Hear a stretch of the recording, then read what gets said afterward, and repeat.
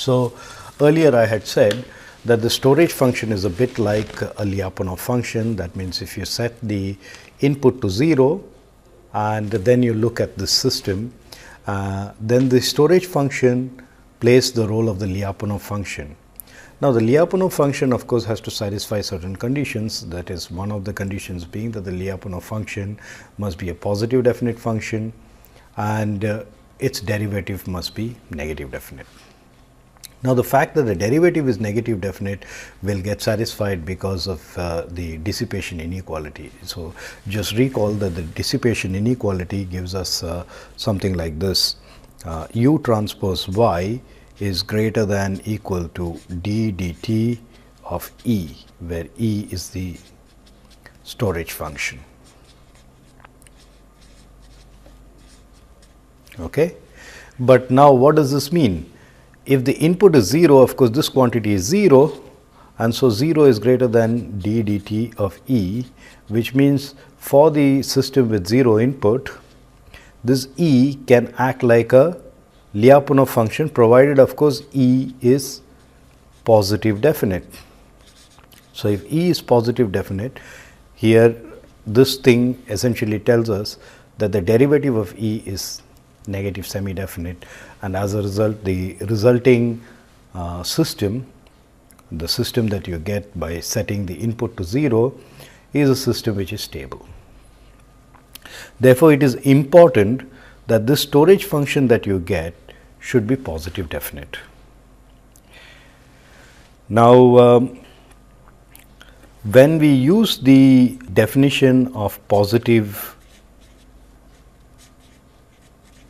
real transfer function,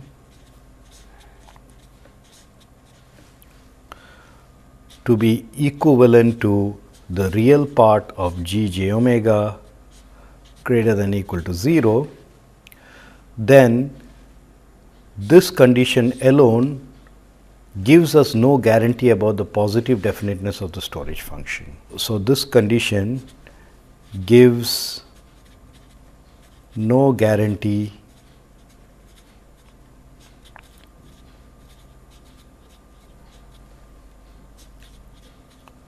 about positive definiteness of E. Okay. So, that is why many people would like to call a transfer function positive real when not only this condition is satisfied, but it also guarantees that the storage function that would result in the system is a positive definite storage function. Okay. Now, in fact, the guarantee for that is given by a famous lemma, which is called the positive real lemma. Okay.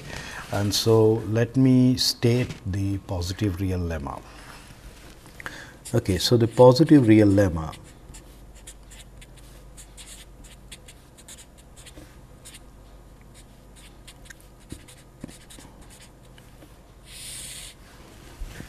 okay. So, let us take a transfer function g of s, which is stable,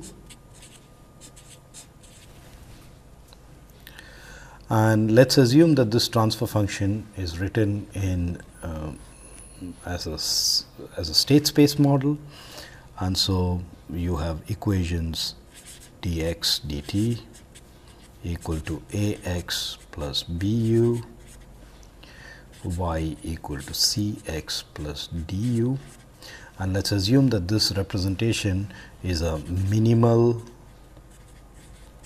representation. So, the minimal representation essentially guarantees that a b is controllable and a c is observable. Okay. So, what we are saying is we start out with a transfer function. Of course, I am just restricting myself right now to single input, single output case. So, we are taking a transfer function which is stable. Look at the state space representation, and the state space representation that we are looking at is a minimal representation, which means the A, B, C, D matrices are such that A, B is controllable and A, C is observable. Okay. Then the real part of G S is greater than or equal to 0. So, G S is already stable, that we have assumed. Then real part of G S is greater than or equal to 0, okay, if and only if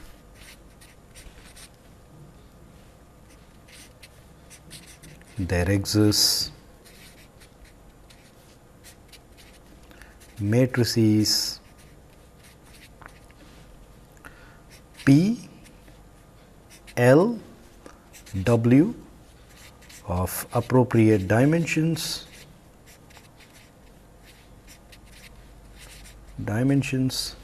such that, okay.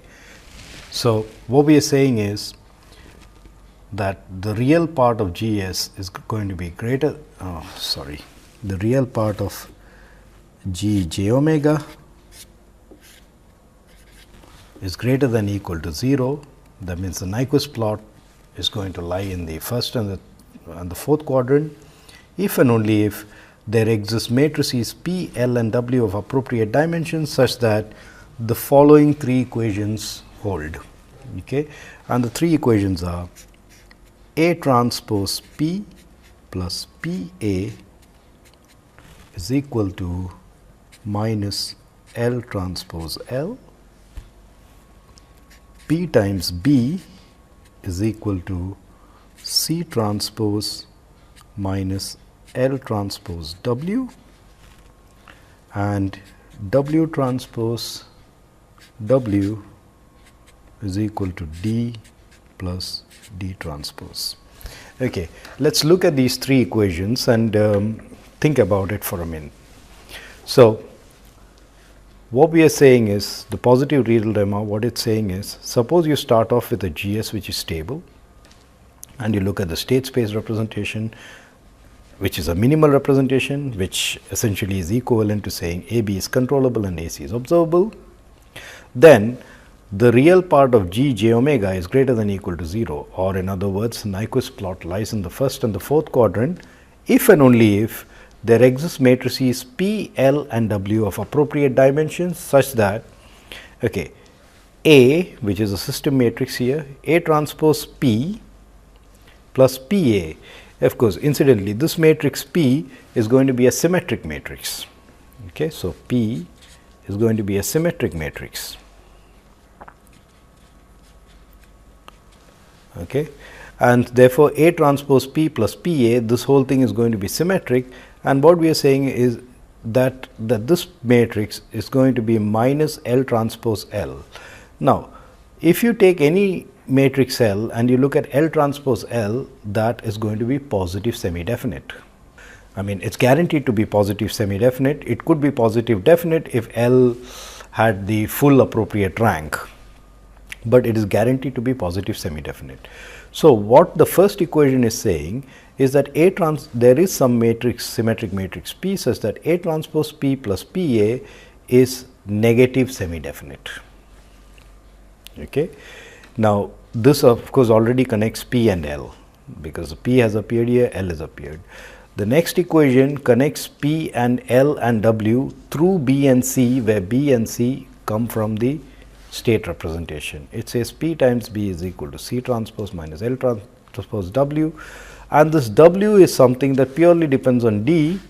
So, if you D plus D transpose, this is going to be a symmetric matrix, and that symmetric matrix is exactly the same as W transpose W. Okay. So, the positive real lemma is something that holds only if you assume G S is stable.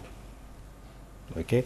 So, if you take away this assumption, that means you do not assume G S is stable, then this condition that the real part of g j omega is greater than or equal to 0, if and only if these things, well, this does not hold anymore.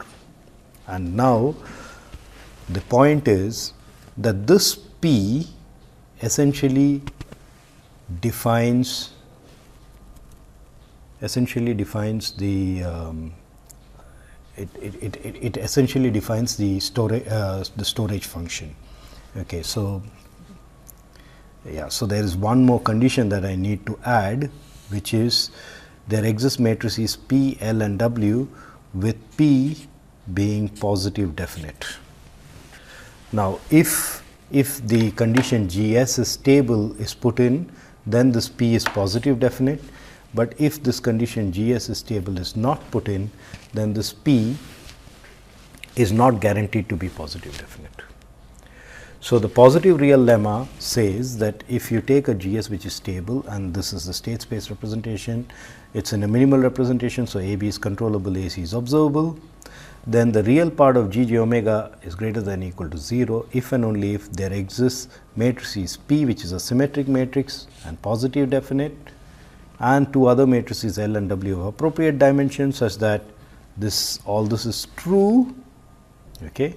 So, P is a symmetric matrix and P is greater than 0. Then all these equations are satisfied. Okay. What does all this mean? I mean, okay, so I have just stated a lemma called the positive real lemma, but what does this finally mean? Okay, what this finally means is that you could think of the storage function for the system. So, the storage function E, one could think of the storage function as x transpose P x, where P came from that positive from the earlier lemma. So, P is greater than 0, then you are talking about, so if P is positive definite, then you are talking about a storage function which is positive definite. So, now if you have the storage function and you look at dE dt, dE dt is equal to x dot transpose P x plus x transpose P x dot. For x dot you substitute A transpose B, because you have the state equation saying x dot is A x plus B u. So, you substitute this in for the x dot and you would end up with u transpose B transpose P x plus x transpose A transpose P x plus x transpose P A x plus x transpose P B u.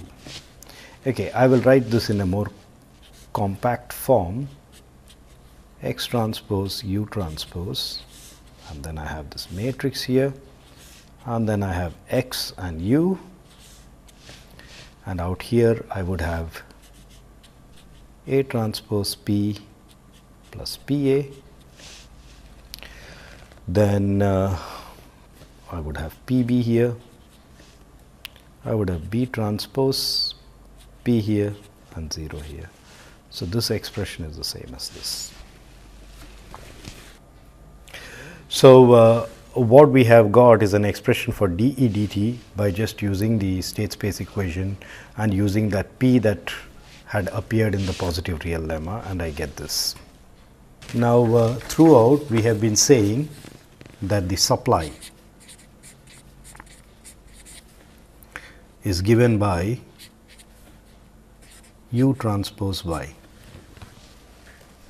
Okay. Yeah.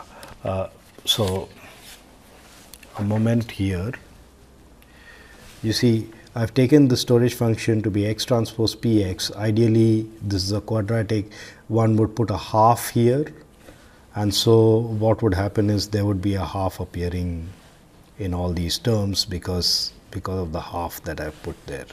Okay. So, I will compensate for that by taking the supply to be 2 times U transpose Y. And you would see that this is just a play with constants. It really doesn't matter all that much. Okay. Now, so the supply is 2 times u transpose y, but from the state space equations we know y is Cx plus du. So the supply, which is u transpose y, I write it in a symmetric form. So I'll write it as u transpose y plus y transpose u.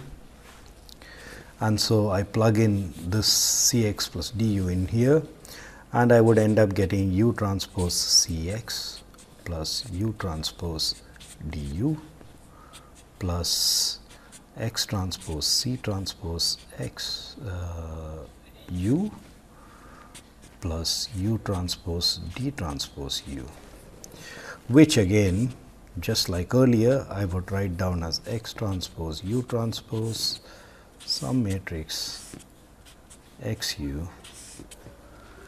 There is no x transpose, that term is in there. I have x transpose C transpose u, and I have C here, and here I have d plus d transpose. So the supply turns out to be this expression here. Now, for passive systems, we said supply minus the rate of change of energy. This must be equal to dissipation, but this dissipation is of course going to be greater than equal to 0. Now, we found an expression for the supply. Yeah. So, it is x transpose u transpose with this matrix. So, x u, this vector you are using on either side of this matrix. So, I will just use this matrix and sort of suppress this x u. Okay. So, if I write down the supply matrix, I get 0 C transpose d plus d transpose minus. Now, dE dt, again I had a similar expression using x transpose and u transpose, which was this. And so, if dE dt is this particular expression, so I can subtract this expression from the earlier expression. So, what I would get is minus A transpose P plus PA, here I will have PB, here I will have B transpose P, and here 0. Okay, so this whole matrix put together, pre multiplied by x transpose u transpose and post multiplied by x u, this must be, so what I have written down here is supply minus dE dt. So, this whole thing must be equal to dissipated energy, and so this matrix must be a positive definite matrix, is what we should have if the given system was passive. Okay, now, if you put this together, then the resulting matrix that you will have, the first entry is going to be minus A transpose P minus PA. Okay, let me write it down, minus A transpose minus PA, then here I will have C transpose minus PB, here I will have C transpose, no, both of them are not C transpose, one of them, the bottom one is C, so this is the mistake, C minus B transpose P, and here I have D plus D transpose. Okay, so this particular matrix is the same as this. Now, I am going to use the expressions that I derived, that I had written down in the positive real lemma. You see, minus A transpose P minus PA, if we look at the positive real lemma, A transpose P plus PA is minus L transpose L. So, the negative of this is L transpose L. So, for this I could write down L transpose L. Okay. Now, if I look at the second equation, it says C transpose minus PB is L transpose W. So, for C transpose minus PB, I could write down L transpose W, and this is just the transpose of that. So, this is W transpose L, and then the last equation tells us W transpose W is D plus D transpose. So, this I could write as W transpose W. But what this matrix is, this is nothing but L transpose W transpose multiplying L W, and this is certainly greater than or equal to 0, because this is essentially like squaring a matrix. So what we are essentially saying is, so if you go back to the positive real lemma, when you are saying GS is stable and this is true, then it says that there exists all these matrices P, which is a symmetric matrix greater than 0, such that these conditions, and the other two matrices L and W, such that all these conditions are satisfied.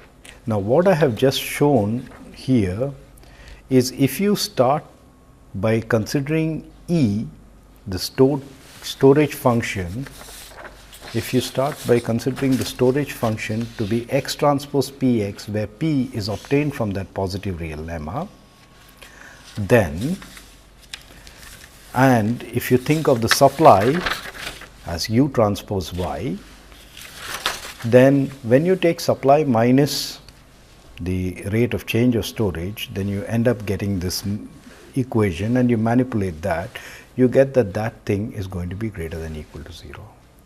So, what we have essentially shown is that in the positive real lemma, if all these conditions hold, then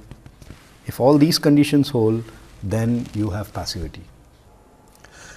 But as far as this lemma is concerned, we have not shown either way. What we have shown is, if these conditions are satisfied, then the system is passive.